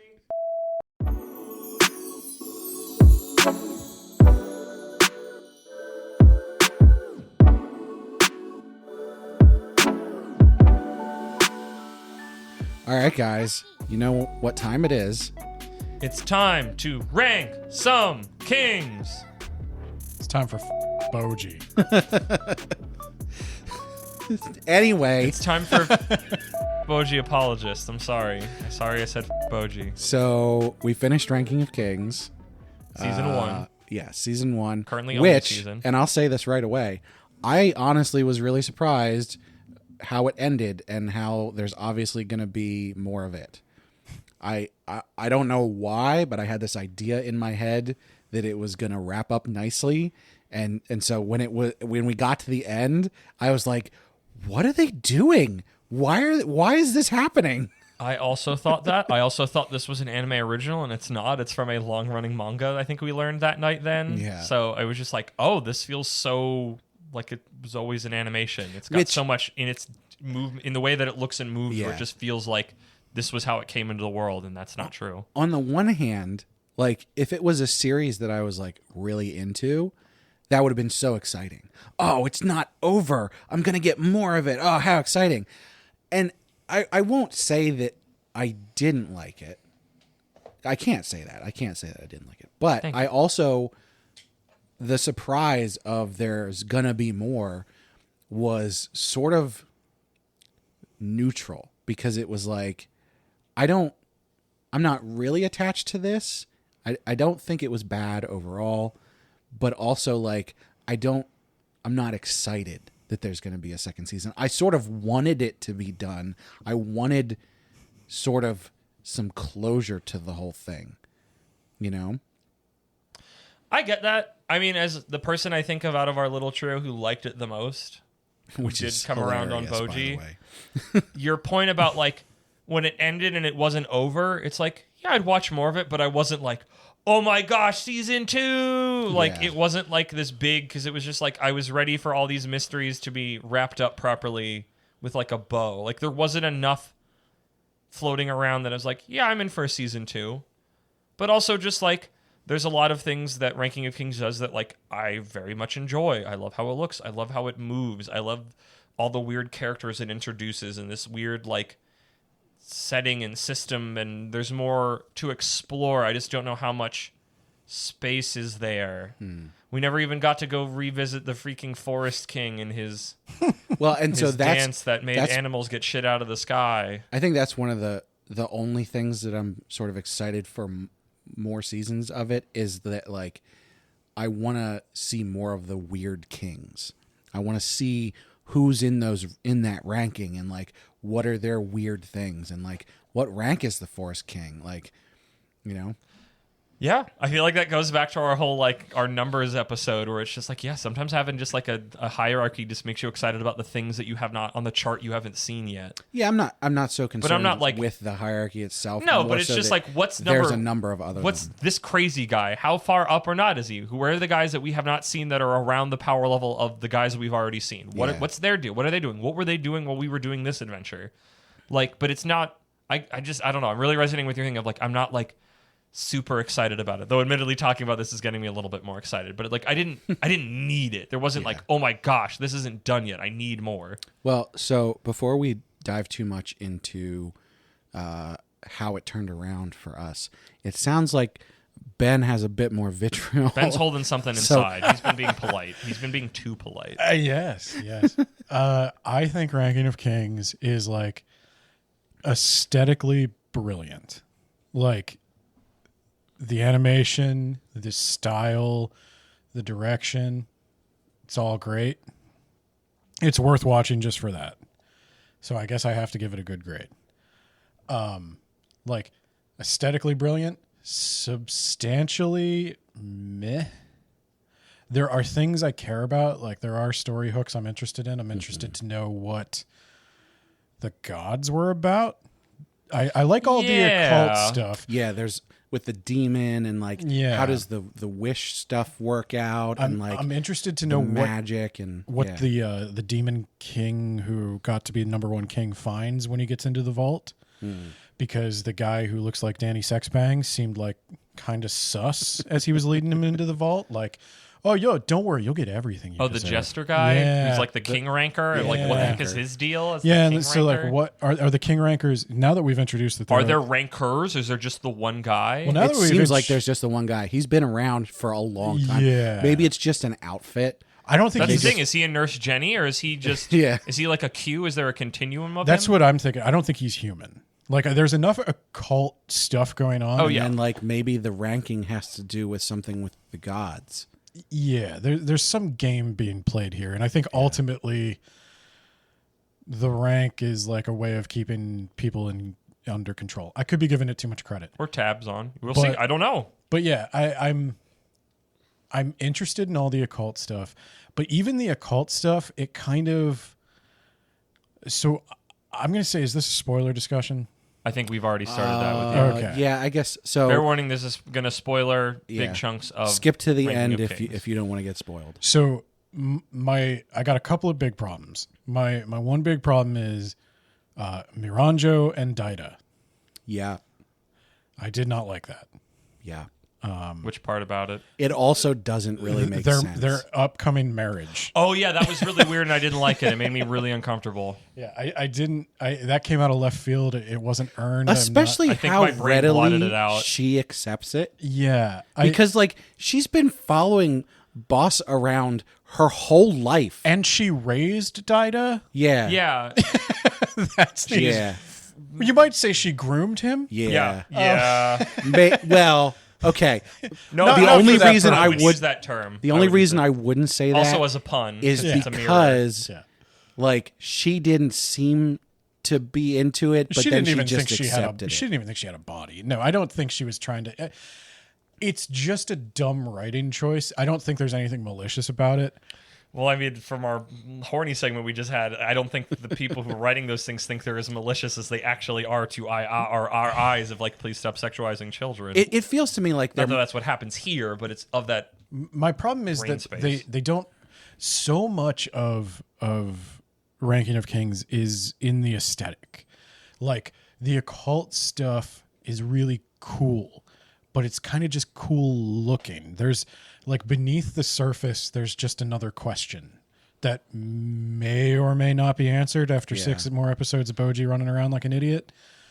And then there's Miranjo. It's like if she and Daida were going to fall for each other, I could see it like him inviting her to stay at the castle as his guest. And like he can be her boss. Yeah, like- and then maybe they fall in love. Yeah. yeah, there's I'm got to not be saying this can't happen, but yeah. the way it happens is very just like, Right. what's going on? they're What they're is gonna this? have to we haven't read the source material. I'm so curious what it looks They're like. they're gonna have to do something with that, or else I'm gonna be like, no, this is just wrong. I'd be curious where you can read it.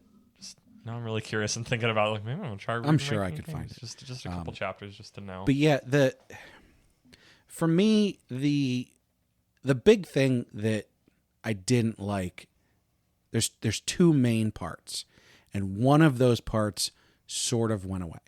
So the first part, and the one that didn't go away, that they just kept doing this the whole time, is the way they forcefully go, hey, you should feel some feelings right now. Yeah, that's kind of my biggest They issue. didn't. It was hardly ever organic. It always Everything I have a felt- problem with is a symptom of that. Yeah, it always felt forced. And sometimes they did it and it worked. It didn't not work every single time, but Boji, I'd say half the time. One example of everything that works is I think Boji and Kage work. That relationship works. Yes, And Boji and Despa, is he the blonde guy? the guy who trains him. Yeah. Who's the fancy lad. Yeah. Yeah. I think their relationship works. Like, I like Despa. I I get... don't like him, but I think that's the Oh, we are point. at odds. I love Despa. I actually I like don't- I love Despa. a good fancy lad who's kind of freaking I doing don't his thing. I don't like him in like an undertone way, you know? Oh, 'cause where it's like a little- he creeps me out a bit, and like I feel like there's something wrong, even though he always ends up like doing the right thing. And He's manipulative. yeah, Yeah. He doesn't tell everybody the whole deal. But that's what I kind of like about him And because he it's seems not- like he could be a cardboard cutout and he's not, and I It's- appreciate that. It's not necessarily something wrong, but just like I don't like those kind of people personally. I get the impression... Like I don't care that you're doing it for the right reason. You know? I could be wrong. And Despa needs a little more development. I think that's going to be like my main criticism of everything is like they had plenty of time and got surprisingly little done with it. Character-wise, character Well, development. yeah, that the final battle kind of thing where like, okay, Boji's coming back and those guys have infiltrated. That was like the whole second half. Yeah, it's of kind the of wild season. how much of like the first half of the season when we did our first part review and a little bit after that was like all this big, we're traveling around and we're doing this and we're doing that. And the Yeah. second half is like, this is the rest of these episodes is all within like a couple hours. And I think that's span. why I was surprised by, Does feel there's weird. going to be more. Because it felt like they had plenty of time to wrap up an entire story. Yeah. And then we they got didn't. really microscopic and looking at a singular moment. I think like the first 6 episodes, I would structure very differently. Yeah. Maybe that's how it goes in the manga though. Like I could See, that's see the thing I'm so curious about Yeah. now is how it's structured, how it looks, because so much of the joy of this was it in motion, its style, and it's like, what does the original look like? When I wonder how much they had to change to be like, okay, we got to fit this into a season. Yeah. But there's definitely going to be more, so we Well, got to fit this in here. And I could change see the this. manga selling itself as like a storybook and then getting a little darker and more intense as time goes on. There's a few things that work right off the bat and more things that don't. And like one thing that works right off the bat is like Queen Healing's turnaround, where you think she's going to be like the wicked stepmother, but then it turns out she actually likes him. Yeah. That Literally was best mom. that transition I thought was bad.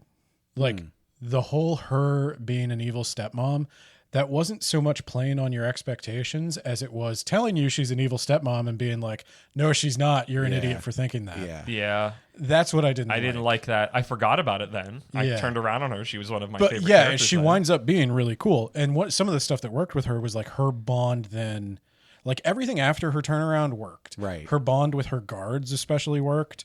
Like I don't even And a lot of those were those emotional moments that you, if you look at objectively, you can go like, oh, they're forcing this. But on the surface, it works. And sometimes so you they don't tell, mind it. sometimes they show. Like Right. Does episode 1 feel like just a weird outlier where they just did a bunch of things and then just said Well, we're not for doing me, that? was like the whole like, Episode second 1 and 2. half. The whole second half of the first episode was very much to me like, hey, you're gonna feel these feelings and you're gonna like it, or you are gonna shut the hell up. I You liked know? like episode 1. So to refresh, episode 1 is where he meets Kage, Yeah. gives him his clothes or whatever. He comes back. At the end of the episode, it ends with him tapping Daida effortlessly.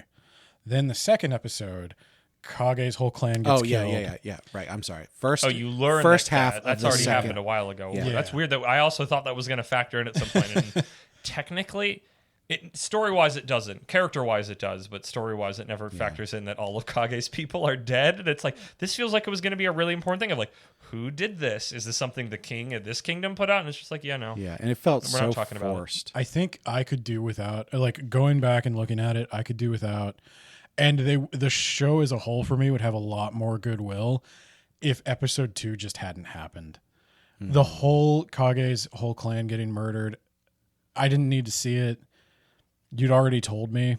Like, a bunch of characters that already say his whole clan got murdered. Yeah, I completely forgot that in- happened. I'm like, you're like second. I'm like, I don't remember. Put in ever some seeing that. flashbacks And- here and there with like, oh, you know, he was attached to his mom and she sacrificed herself to save him, and And you I know, also just don't- a little bit here and I there. don't even know if you knew that because I didn't remember any of that happening. I just knew that his Yeah. whole That's clan why I'm died. saying and then at the you then put a when little he's bit about in. to die and he sees his mom across freaking River Styx, and he's like, I can't. Yeah. And it was like that And- was a and that one scene worked. was- I love that scene. That scene one was great. worked. I almost legit Yeah. freaking cried during I that scene. It was very much incredible. looked at that and went, they're trying to make me feel feelings, and goddamn, they're doing it. Good Yeah. job. It was earned, though, because you Right. had a moment with him and his mom. Yeah. So I guess maybe you needed those moments. They could Right, have I been think- spread out a little differently. Right, spread it out. Yeah, like but I don't think you need to.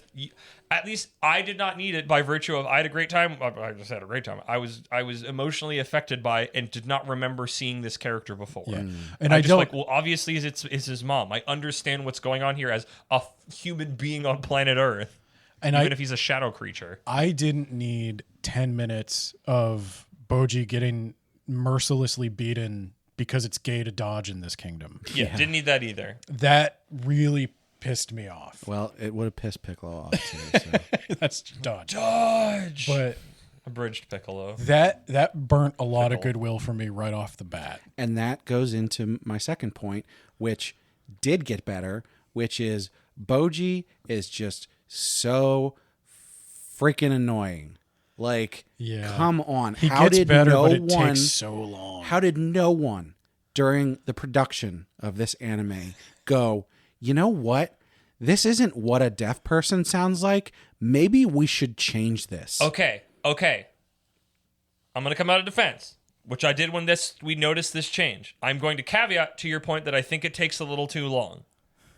But the moment when I noticed after he went through his training and he either talks less or when he is feeling different emotions, he makes different sounds. He does And I stop think doing that's- the cry. for Again, everything. and that's the thing that turned around for me. And is that was the moment where you go, it was a visceral feeling moment in that moment where I was like, well, why is he doing it now? And it's like, Boji is confident now. He's trained. But that's the thing. He's the hero now, so he doesn't sound like a crying baby anymore. I- And I think that was the point, and I have to go, you got me. I felt the feelings where I was frustrated when he sounded like an annoying baby, and now he doesn't. And now when he makes the sounds, they still sound similar, but it's like, here's my confident sound. Here's my I'm sad sound. Here's my I care about you sound. And they're all mostly the same. I don't think that it needed to be that bad and that egregious. I felt in the it beginning. because it was that noticeable. So Do I- I well, wish it yes, stuck yeah, around that I would long? definitely No. say that. Yeah. Like when it turned around, it was like a weight had been lifted. Yes, I felt that. But I don't appreciated think feeling it. for characterization, for story purposes, for aesthetic reasons, or anything like that, that you had to do it that way to start with. You could have made him young and not confident and infantilized him without being that annoying. I appreciated the roller coaster ride that I went on. I- I think I had a lower low, so I had a higher high. I mean, and I honestly, personally appreciate that. The fact that we were on the cusp of at the end of episode 2 or 3 going, are we actually going to keep watching this? Like, we almost didn't. Oh, yeah, we but only we did kept then. watching it And because it was was worth it. pissing us off. It was worth it I would say to me. in this case, I think it's worth putting up with. I don't Now at the end, we can Yeah, we can say I would- that. Yeah, but that's why Yeah. everybody else was talking it up so much, is that we had to get through that initial part.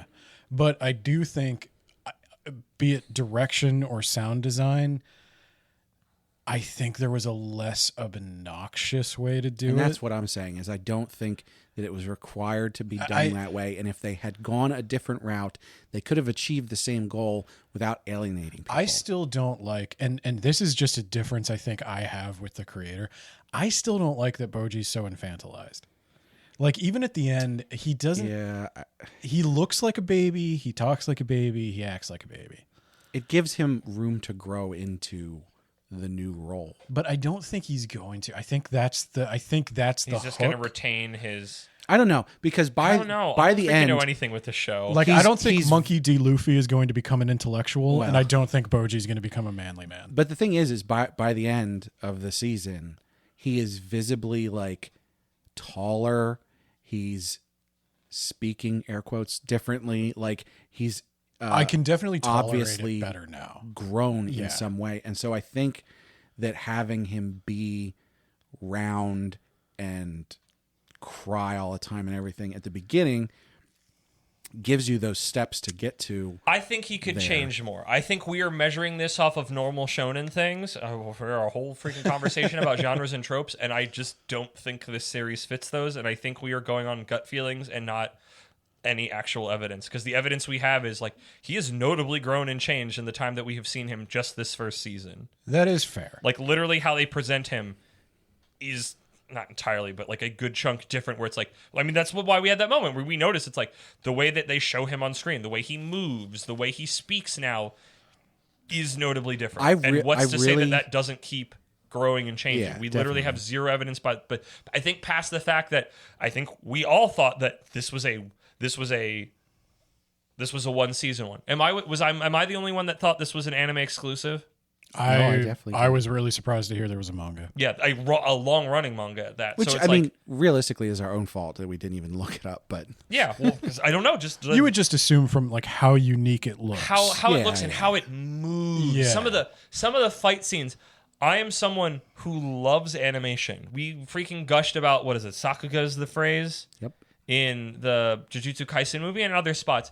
I don't even think I would call it that here. I've never seen animation in an anime that just like filled me with like a love for life. Like this is like it was watching happiness and joy in the movement. Just watching it move around. what's interesting about that is It was so dynamic and full, like I say, full of life, and not just like they're very lifelike, but it just the way the camera Yeah. moved and the characters moved as they were having this fight, and it just felt so They- lively and full of like. I just wanted to keep saying full of life, but it sounds so freaking rote. Like I can't capture Well, no, it. I You mean, have to that's- see it, and but it just the first time they do that is with the Forest King. Full of life. Like that's exactly it. And then they sort of didn't do it again until the end when when there's you a start bunch of having different those fights. fights. Yeah. But just like the anime, like you could feel like, I mean, I guess I hope they were. It feels like the animators were having just a fun time making a really cool thing. Like it felt like Yeah, the joy definitely. of art was oozing through every frame of the movement And and how it came together. I can say as someone who doesn't, care about art all that much, I can look at things objectively and go, this is good, this is bad. I thought the animation and the art was well executed. It, for the most part, except for some of those boobs at the end, it was on model for something Queen that's Healing's stylized. freaking Queen Green Healing's ever-changing cone-shaped boobs. that was weird. But yeah, I thought I don't really care for that art style, but like they did that art style very well. The way that I'm with Kermit 100% on this one. The way it moves, the camera angles they choose, and I want to say like Gosh, It- in it- 2D the animation. cinematography. yeah, I want to say like it looks hand drawn. I know it's not. I know they are using computer effects here and there, but like I'd go so far as to say like on par with like Ghibli or Don Bluth or any No, other. those can, someone who's seen those can Yeah. stuff it. This was like, because it's like, yeah, like When I say that, I mean like award-winning, top tier. Like those studios get credit from like the tastemakers, and I think Ranking of Kings deserves to be in that company. Like, it's not going to win an Oscar. It's not a movie, but It's better than those animation. So, wires. the animation, a joy of movement, not just here's all the tiny details in a Ghibli movie and we made them move. It's like Yeah. just like this is the medium. the This is what you camera can angles do they here, and chose. just having the wonderfulness of the medium and the people making it just come through on it. No, I like, as much as I'm down on the story aspects of it, it's like a must see. It is a must see anime. I think the story, except for like certain sort of side aspects, Some of the story, bumps. I think the story is pretty good. The occult part, like you talked about, was where neat. with the demons and the gods and like what's going on there. It and, can like, be genuinely creepy. Yeah, I will and give it that. I And thought that mysterious. that's the one thing that they did so well, and I think one of the main reasons that we kept with it up until the point where we were like, oh, we actually do like this. When they juiced his dad, I was in. well, that Oh yeah, I think But we the- were all just like I need to get to the end of this 100%. the thing that they did where like in the last 3 minutes of an episode, they'd be like, here's this creepy thing that we're not going to explain. And then like the cliffhangers that they did really, really worked. I think I would describe all my problems with it as like it's heavy-handed. The Miranjo stuff is heavy-handed. The Boji infantilization is heavy-handed. It's I don't all actually mind most of the Miranjo stuff except for the Daida thing at the end. I don't like it's too much. Like we burned her, we cut her hands and feet off. And Yeah, it's like this just- is neat. Like you could have gotten here without Well, this like straight up Yeah, torture I stuff. will say It's like you need magic to even be able to survive the torture they inflicted upon her. yeah, it's like this feels a lot for this series, Yeah. even though it does go heavy, dark places. the It's biggest thing for me with that backstory was like who are they caricaturing here? Like who are they being racist against right now? Because this is obviously these people in this country are obviously a racist caricature, but I don't know of who.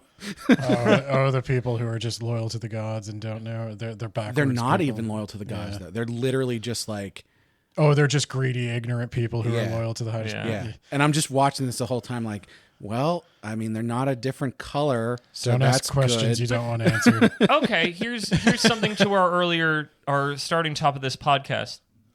Ranking of Kings is not an anime affected by genre bloat. Despite it being technically a medieval fantasy, it never, as someone who just does not like medieval fantasy, I never felt that for a moment. Yeah, I was always intrigued, and maybe some of that is the art style. I'm definitely like Because I like this is things its- presented to me like a children's book because I am a child, despite being freaking almost 30. it definitely seems to be its own thing, Yeah. It feels very fresh in that regard. And I think that's what which I think is a fair enough reason on its own to be interested in it. novelty. Here's our thing. If there was a bunch of other things that were like it, this is a weaker version of it. But because it's its own thing and it looks different and it moves different and it sounds different than anything else, it gets a lot of bonus points that help you over those bumps. But if there was a bunch of other things that looked like it and moved like it and sounded like it, we would probably be a little bit even more critical of them and not follow along. But I would say for what it is, like Ben said, this is a recommend. This is, as Yeah, much as we and- felt things about it, your mileage, everything's got your mileage may vary, but like, I think this is something to seek out 100%. I definitely fall under the side of I think it's worth the time to watch it, even if you get to the end and you're like, I wasn't really into that. I think given the execution, the story, I think it's worth watching. We got really close at the beginning of going, We did. is this worth watching? But I think if you can get to like episode 10, you'll be like, all right. No, I think once you start hitting the occult stuff around 4 and 5, Yeah. There's definitely that's when bits it of starts that in there That's when it started getting the hooks in us. where you go, yeah, for us, that was definitely something that was like, okay, this is probably worth it. But I don't know if, a single watcher on their own with those particular pieces, if that would be enough. I think this one's gonna have like first, if you're into animation at all, Yeah. have to watch it. Watch it. It's one of the It best. takes a hot second to get to things where you start seeing it, but Yeah. like even just the art style is a joy to watch in motion. It's one of the best animated shows I've seen in years. Yep. Everything else, I do think I don't think you need to watch all of it. I mean, if there's an episode that's really bothering you, I'd say you could skip it. Yeah. You could probably skip episode 2. I would say scrub through it. Yeah. I don't think you should skip because you might miss the weird stuff that you need, that you want. Yeah. So I would say if a scene's not working for you, scrub through it. Yeah. And I will say, dubs v subs, you could probably watch this one dubbed. Boji is just as annoying in the beginning. I didn't like any of the other dub. voices. I think that was part of the dub check, was just like, because we liked Kage a little bit, but also kind of not.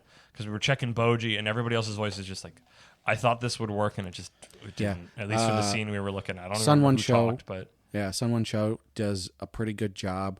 There's just a couple scenes where we're like, that's a bit more wacky than we would have gone for this. But I think the voice direction, and again, it could be a time issue. The voice it's direction, probably a simultaneous thing we like and don't like. I meant don't like entirely. the voice direction's better in the Japanese, at least for now, until they maybe touch it up. yeah, But yeah, I think there might be. I think we've hammered it home, but I would just say one more time that like there's gonna be a weird. If you're not a big anime person, there's gonna be like a weird Western expectation thing, because this looks like an Adventure Time or a cartoon Yeah. and it is not. not It's even an anime. close. Yeah, It is I mean, an anime. Adventure Time has some really heavy stuff in it, but this is not different. masked at all. yeah. I don't think there's basically no comedy in this at all. Adventure Time has like heavy themes if you're paying attention. This has like a story if you're paying attention and nothing but heavy themes otherwise. Yeah, Yeah. So I would just say like the tone is going to be weird for a Western audience that isn't expecting it for whatever reason Yeah. either, because we know anime gets weird, but This one in particular, especially. just because of how Western it looks. I think hope it's no gonna- one has gotten this far into this episode of this podcast and doesn't know that already. True, I'm preaching to the choir, but if you recommend to your friends, I'd stress that. Yeah, that's a good point. Okay, here to tie things together, to put a bow on it.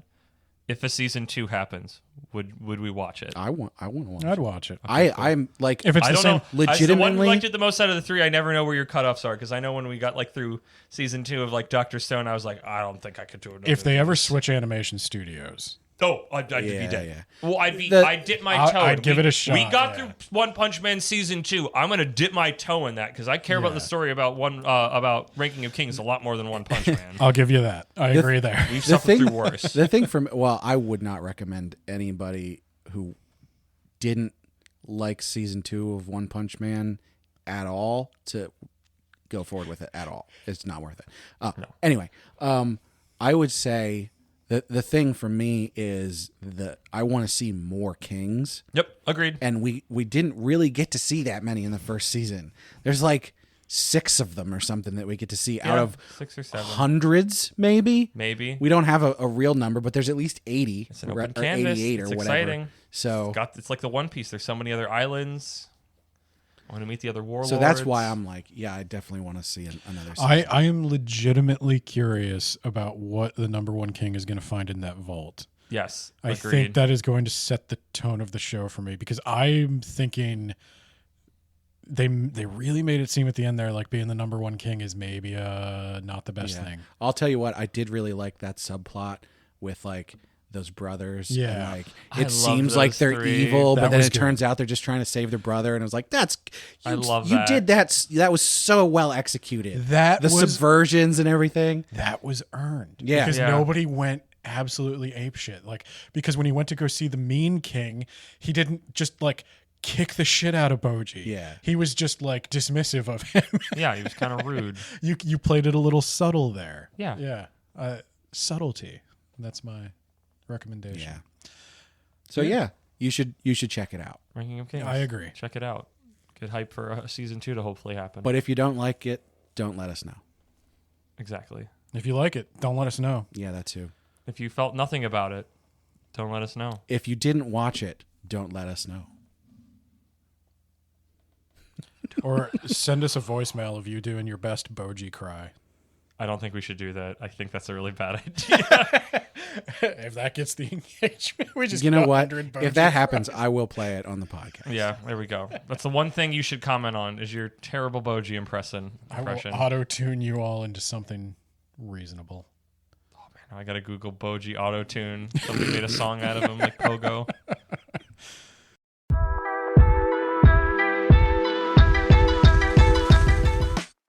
How do we end these things? I don't remember. We go, that was it. We got another episode in the bag. Woo. Good job, guys. Big number 11. We The got 1-1. to the end. So, we hope you had a good time listening. We had a good time talking about stuff. Yeah, talking about them animes and the mangers. Always like to talk about stuff. お疲れ様でした. Well, if you do feel like sending us a voicemail, We can take those.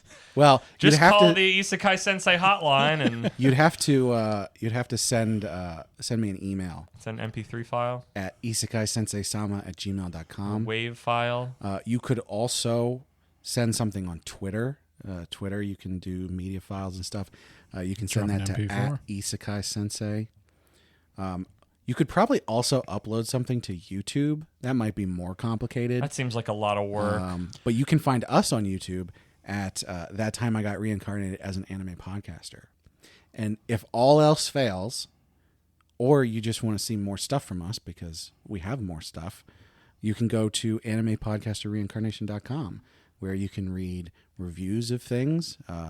The latest one where Andrew rants about genre bloat. Tokyo Princess Demon Bride. I wasn't going to try and say it. I've Demon Tokyo Princess Bride. I've got a review. I got 2 coming up. I got Ginka and Luna and the Sugoi super smartphone guy. Oh, that's right. Yeah, I asked the for update. a follow-up for the Yeah. super smartphone because I think it's really it took off in a very recent chapter where it's sort of like everything's opening up and you're going, oh, this is like a much bigger thing than.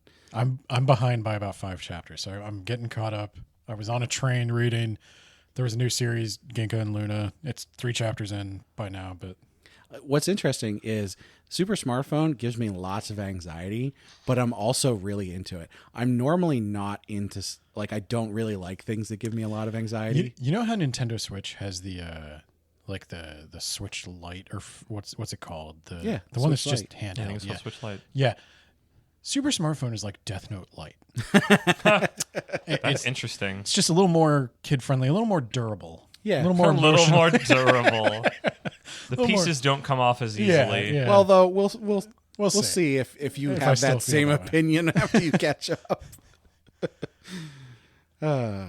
Well, you can also find us on Good Pods, although Ben doesn't want me to talk about that. So You can talk about good pods. You should give us Just won't a find me rating, a on review on Apple iTunes. yeah, You can review on Spotify now. They got audiobooks on Spotify now. Why are you listening to a podcast on Spotify, you absolute degenerate? lots of people do. Most of my listeners are on Spotify. Oh my gosh, I used to, and then as soon as the podcast that was exclusive there left there, I was like, I'm done. I'm gonna go back to my podcast silo, where they don't suck. Ben, you got anything you want to plug? It's a spooky month on Words About Books. If you want to check out the Words About Books podcast, we've got House on Haunted Hill or no, Haunting of Hill House. There's been so many movie adaptations of it, I forget. We got Haunting of Hill House, Dracula. I can't remember if that was the one I voted Dracula for. Dead and Loving It. Somebody changed their vote at the last minute, so it wound up being Haunting of Hill House. But yeah, it's gonna be interesting. My co-host there is not quite prepared for Dracula to be like a found footage book, so Okay. yeah. So yeah, check that out. You can follow me on Twitter at Bembo Swaggins, where you can talk to me about anime if you want. And you can find Andrew on Twitter at Kermit D. Grog. I'll maybe see it. He Don't find me, he please. doesn't I'm wanna here. talk If you about want to talk to me, I'm here. You can leave me a message for Kermit. Yeah. And we'll send it by carrier pigeon. You can message me on Twitter and I'll give it to him, or you can email me and I'll forward it to him. But whatever you could you leave comments on his blog post. No, you can't. And he'll never see that. I'll never see them. I don't know if I get email notifications You or are not. not man enough to leave a comment on his blog post. And this is where we find out that every single one of our listeners is a woman. You don't have the ovaries to leave a comment on his blog post. Well, You don't have the gumption to man spread on my blog post. Anybody can do it. Are you uncouth enough? You don't have the NB gems to leave The envy gems? I don't know. I love that it's gems. jeez. As a possible envy, I love that. I was going to say stones, but I was like, no. Gems is way better. I'm going to tell that to my friends and see how they react. Well, with that, thanks for listening. And I'll tell you what, if you find yourself in a strange new world, be thankful it's not the same thing as last season.